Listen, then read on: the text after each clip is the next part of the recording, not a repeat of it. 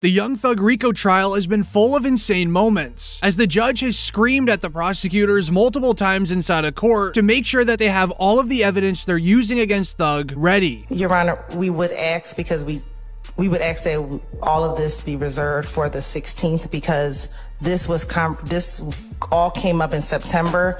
You said you allowed us to. I am really annoyed about this, Ms. Hilton. I just am. This is ridiculous. Your witness list has grown by 2/3 since then. And I don't know why. You better have a dang good explanation on the 16th, because if you don't, I'm going to exclude it. Okay. But right now, I'm telling you, without anything further, it's gone. Well, we would like to exclude a lot more on that date, because this is ridiculous. There is no plausible explanation I've gotten and that would suffice. That we just kind of keep, you keep dripping and driving out evidence. After the judge was done yelling, a week would go by and the prosecutors did not have their evidence ready for the trial. This is when the judge once again would scream at the prosecutors just a few days ago. Is there anything else you're going to use in open you haven't shown to defense counsel? He's telling us, well, I said that. I told you to do that a week ago. Because here's what I told you was going to happen. I've got a jury that's out right now that's being interrupted. And Mr. Williams, you should have made your motion or should have told me about that an hour ago or when you found out about it.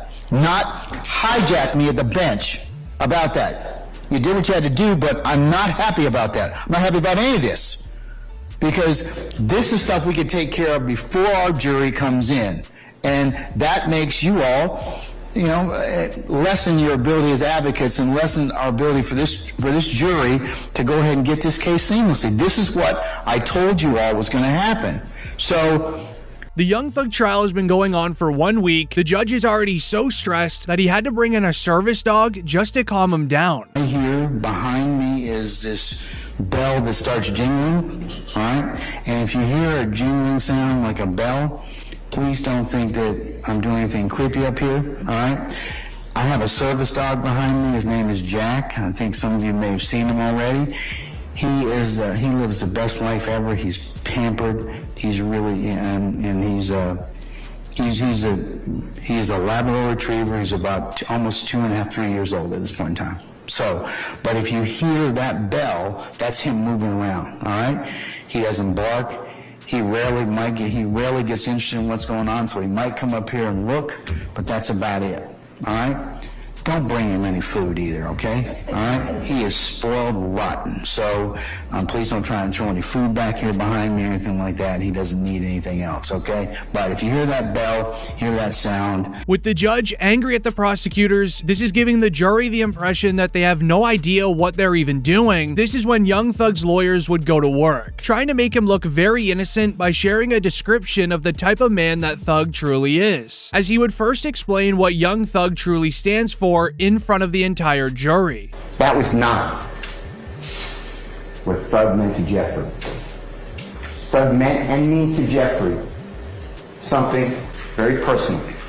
It was his path that if he could ever make it as a musical artist and help his family, himself, and as many others out of this endless cycle of hopelessness, he would be truly humble under God. That's what Thug means. Trying to give Young Thug a very good look inside of the courtroom to the jury, his lawyer would then start breaking down what the song Pushing P stands for, as apparently it means pushing positivity. That is a P. Jeffrey's fingers are down. And what you'll learn is that Jeffrey just released with Sergio Kitchens, performed on Gunna, a song that is wildly popular. It's around the globe. It's called Pushing P. And it's positivity. It means any circumstance you're in, if you think positively about something, you can make it through. You're pushing positivity. You're pushing P. Jeffrey is showing the P.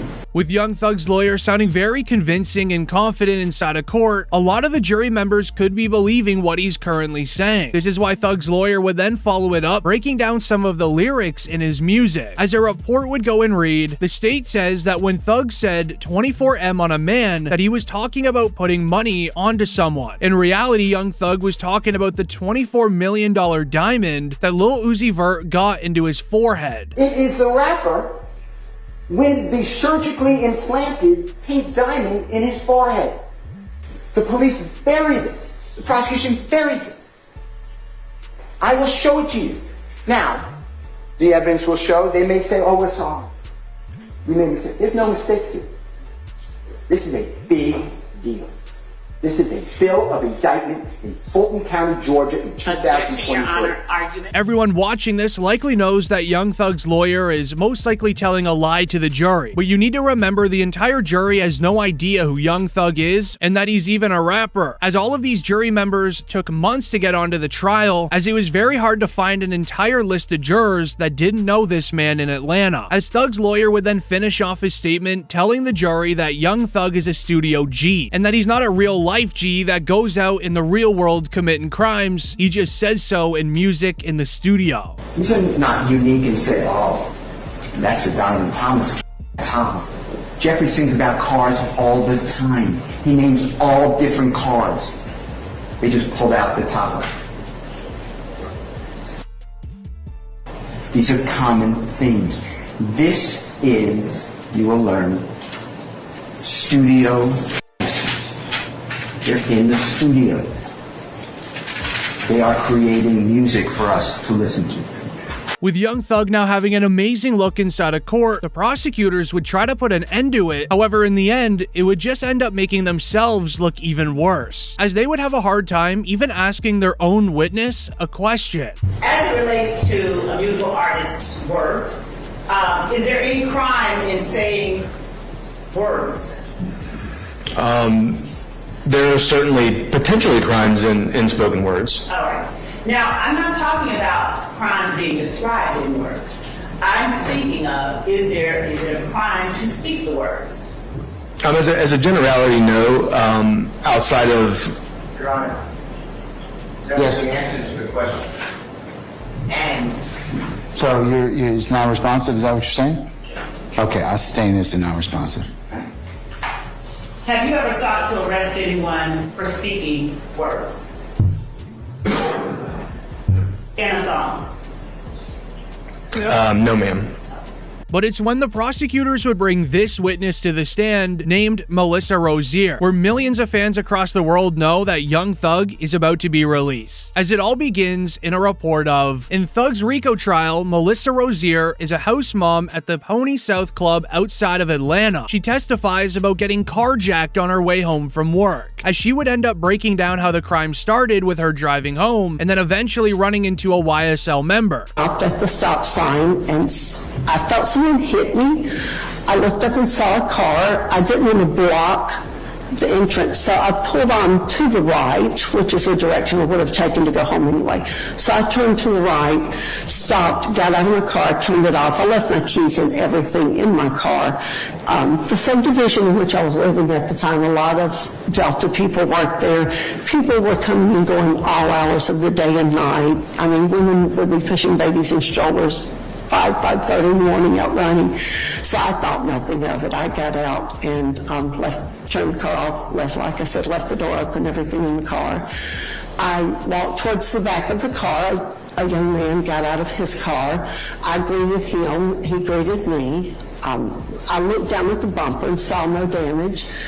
And I really, at that point, was going to look up and say, honey, I'm tired, I'm going home, we go home. As she would explain, it all started after another vehicle would accidentally run into her car. As when she would step out of her vehicle to see the damage, that's when a YSL member would end up stealing her vehicle. And as I looked up, I saw someone in his car rising up and he was running around me. I guess my mind knew something was about to happen, something that wasn't good, but it happened so fast. He got in my car, and because of the backpack, my mind just focused on the backpack. I opened the back left passenger's door, thinking I could reach into the front seat and get the backpack, and the backpack, because it had my daddy's CD in it and my camera. So I reached in to get that, and I guess instinct, I don't know, God said just let it go. So I stepped back and actually shut the door myself.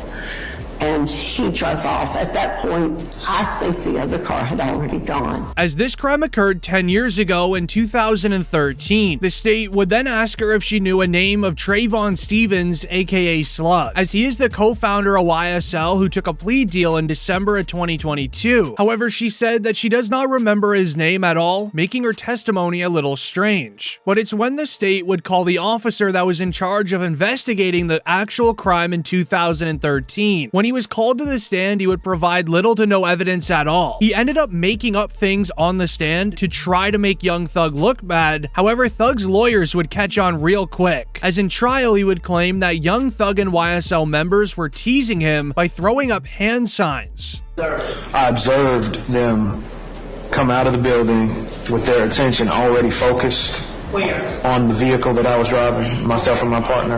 Okay. And then they immediately began throwing signs and yelling at us. Had you done anything to that group of gentlemen before they came out, focusing on you and your partner, throwing signs and yelling at you? No, ma'am.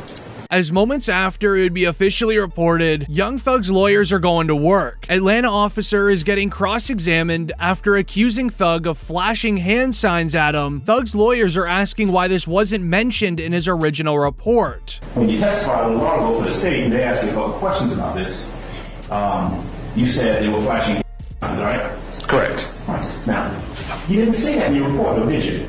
No.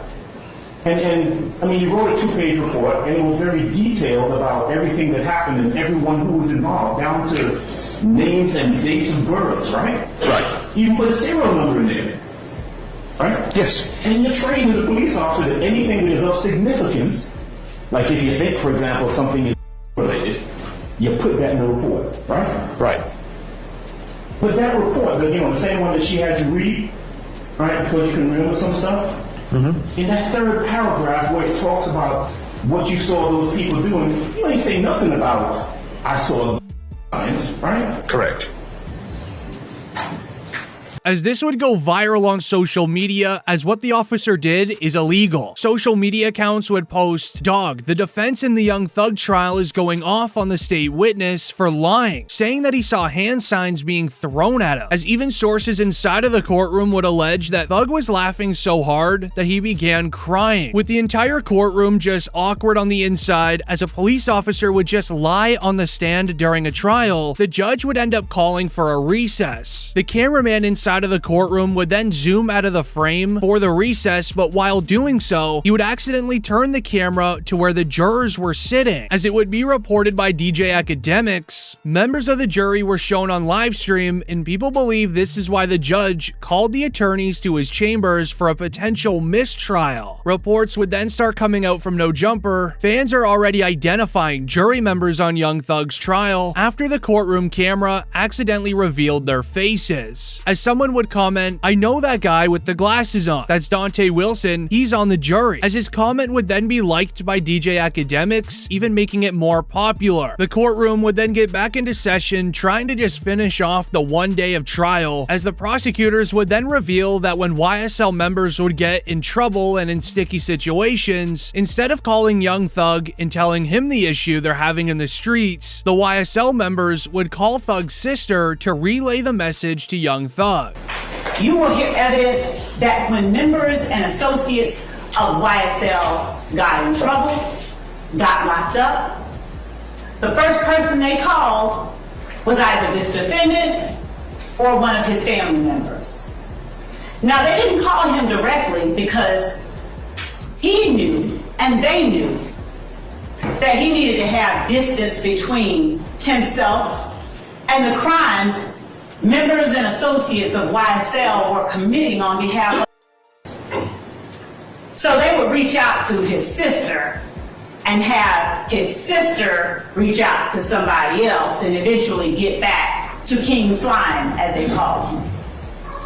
They would state it in court, but not show any really good backing of evidence to make their claim sound believable. This is why Meek Mill would then tweet, "Jeff is gonna beat this case, it's too messy," which would then even lead to Thug's girlfriend speaking on his soon release. Do you think that marriage is the next step for you, Young Thug?